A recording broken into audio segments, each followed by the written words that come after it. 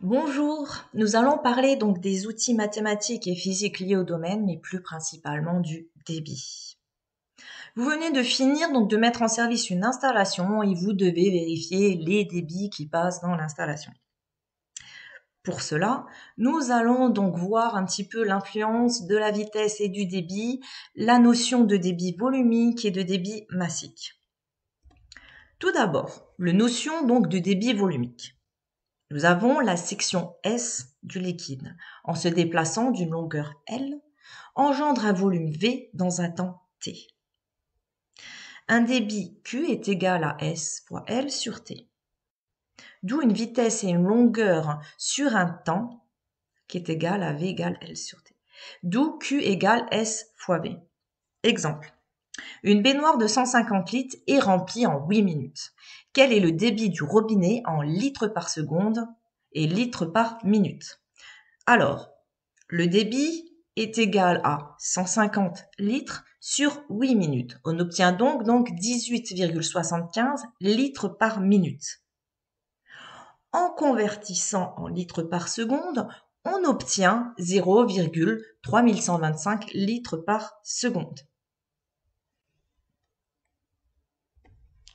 Comment évolue la vitesse si on agit sur le débit et la section?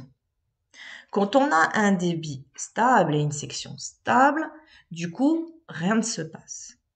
Si on a un débit constant, mais on augmente la section, forcément, on va avoir donc une diminution. Si on a donc un débit, une section qui diminue, forcément, la vitesse va augmenter. Quand on a un débit qui augmente et une section de diamètre qui ne bouge pas, forcément la vitesse va augmenter.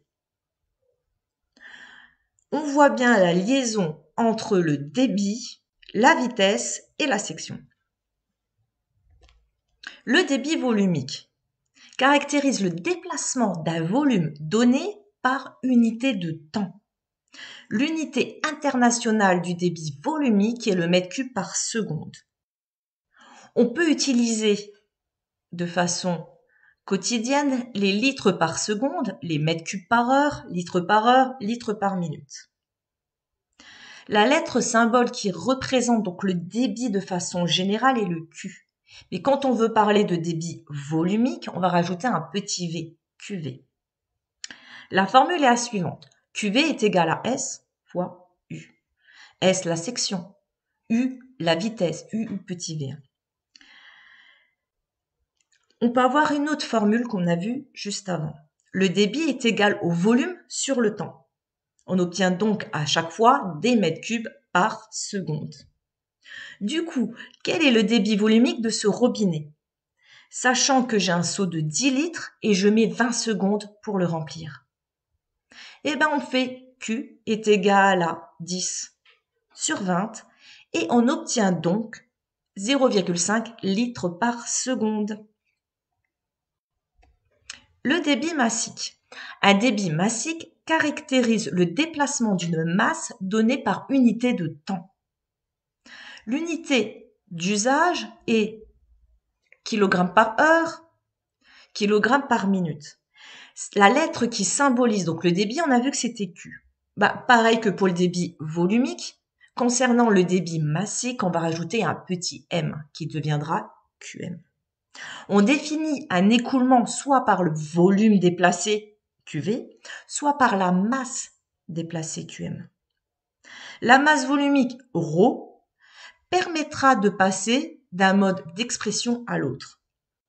La liaison entre les deux est la suivante. QM est égal à ρ fois QV.